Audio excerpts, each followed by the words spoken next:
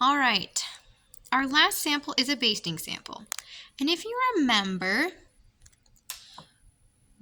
our basting sample is our biggest stitch length.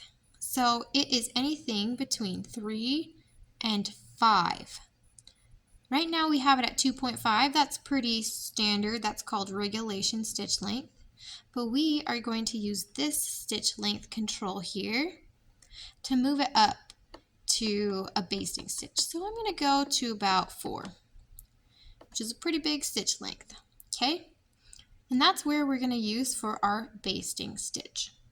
Remember, basting is used for any time that we need to make a practice stitch. So if we need to sew some pajama pants or something to make sure they fit, that's what we do. Okay? So I'm just going to go through this really quick. All right, so we have lined it up at our desired seam allowance, 5/8 in this case. We're going to hold on to our little threads so that we don't get any bird's nests on the back or wobbles. And here we go. Notice that it's much faster to go all the way through. This is because our stitch lengths are much, much bigger than they are when they're smaller. So I'm going to show you a reinforcement stitch just so that you can see the difference here. So that's the basting stitch. So for your sample, I want you to do a couple of these. Take a picture of it, post it into that document on Canvas.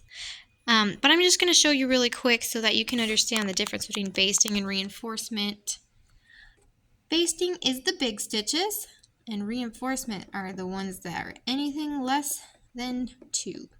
So we're going to go to 1, which is a very small stitch, so you can see the difference. Let's go ahead and line this up. Okay, same thing, but this time it's reinforcement. See how much longer it's taking? Because those stitches are so small. Even if we go really fast, it's still going very slow. All right, so I'm going to show you how that looks.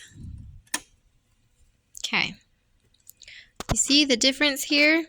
See the big stitches versus the itty bitty teeny tiny stitches right there. All right. Sorry, my camera couldn't zoom in. There you go. All right.